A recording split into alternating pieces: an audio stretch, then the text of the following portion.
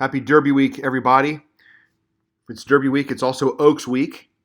So let's pull out our PPs and show them to each other.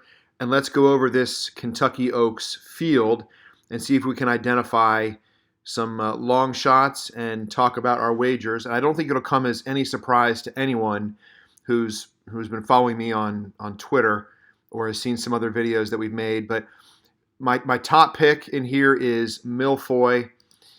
And as I've explained in some of my videos, I just think she's coming up to a huge race. I liked her Demoiselle to end her 2-year-old year. I liked all of her races, to be perfectly frank. The maiden win was awesome. Even the career debut, she showed that she had a lot of ability. But in the Demoiselle, I thought she made her move a little bit early, and I thought that gave Malathot a chance to run her down late, and that's kind of why she lost, in my opinion. Ran an 86 Beyer. Not that Beyer speed figures are the be-all, end-all, but if Beyer's your thing, I think you can project that she's going to run something better than an 86 here. I don't think she got much out of the Devona Dale. Bill Mott said that was a prep, and she had some trouble late in the race. Rider kind of wrapped up, and I just think she didn't get what she needed out of that race, which is why in the Gulfstream Park Oaks, she got run down late by Crazy Beautiful, who did get something out of the Devona Dale. So bottom line for me, I think Milfoy is really talented. She looks great in her races. I really think the distance is going to be right up her alley. I don't love the post.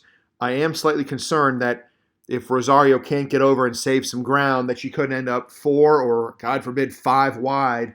And if she stays, 3, 4, 5 wide or all the way around the clubhouse turn, she's going to have her work cut out for her. So I won't be feeling great if that happens. The other filly that I think is a serious win candidate that might be a price is number 5, Past the Champagne.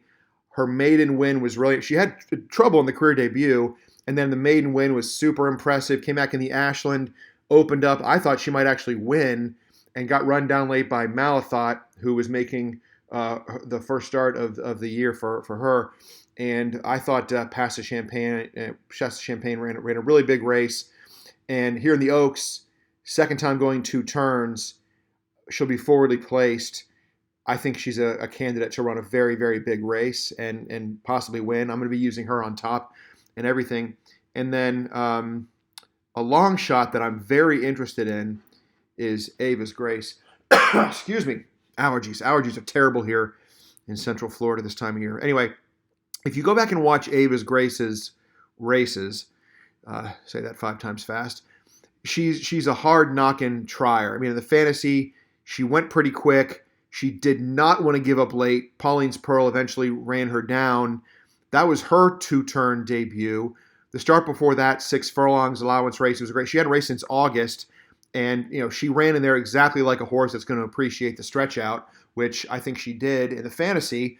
87 Beyer, look, I mean, that puts her right there. I mean, she had, Travel Column has run a pair of 92s.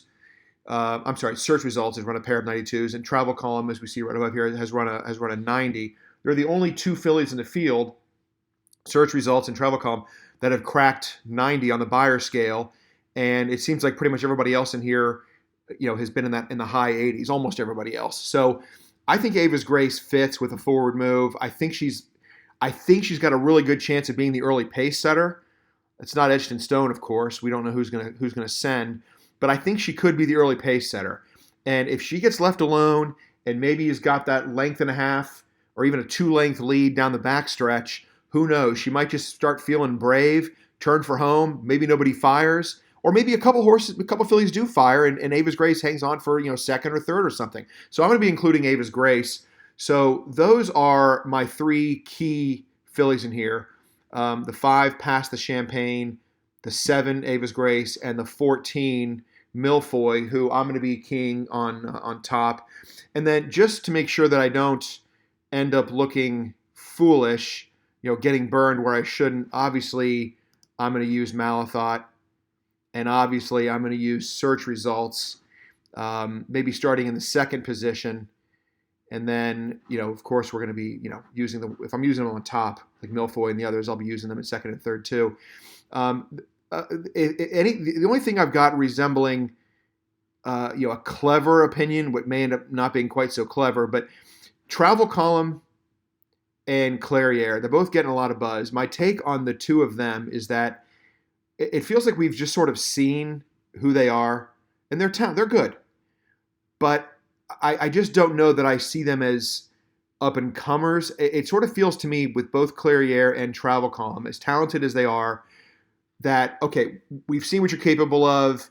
I don't know that necessarily they're capable of another. I mean, like, of course, they're capable of a forward move. Okay, obviously, I didn't mean to say they're not, but it's almost like I don't think the best is yet to come with Travel Column or Clairiere, and I think with Past the Champagne and Milfoy especially, we might be looking at a really big forward move just based on the campaigns they've had this year, and that's why I'm kind of more interested in them. So I don't think I'm going to be using Travel Column or Clairiere in the second spot. In terms of the trifecta, I think what I'm probably going to do is play my three in first. Of course, I'll play them in every position, and then I'll add Malathaat and search results starting in the second position. So maybe it's like a 3 by five, or who knows? Maybe I play those five in third.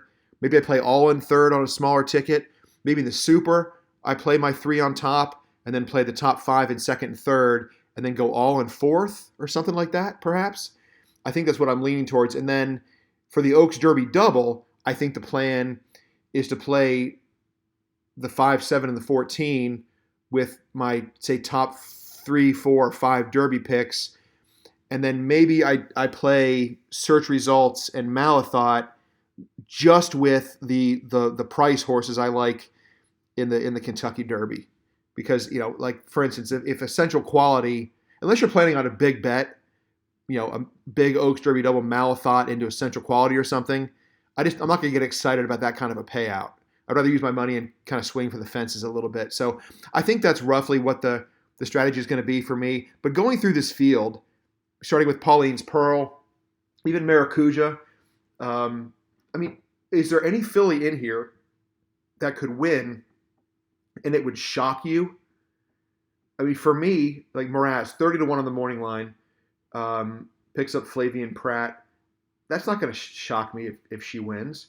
I mean, again, buyers aren't all I look at, and it doesn't feel like the West Coast 3-year-old fillies were perhaps all that strong this year. But she's put up an 86 buyer. She's by Empire Maker out of an AP Indy mare. I certainly don't think distance is going to be a problem for Mraz.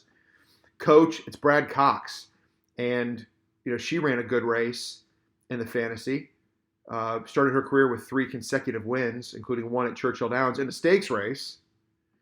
Will Secret, Dallas Stewart. If you count out Dallas Stewart, you're insane. I mean, you need to have your head examined.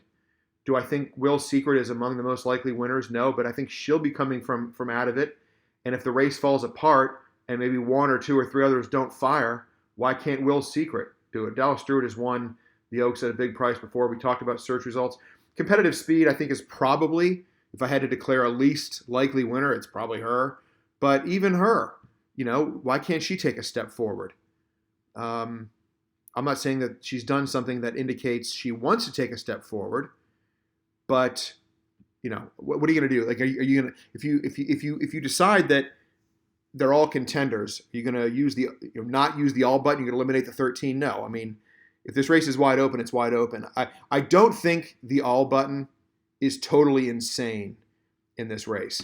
If you're playing, I guess there's a pick 5 that ends with the Oaks. I should know that. I should have looked that up before I made this video, but whatever. I don't think using the all button in the Kentucky Oaks is totally crazy. I'm not going to be using the all button. We've said it over and over. 5, 7, and 14 with my top pick being Milfoy in the Kentucky Oaks. Good luck.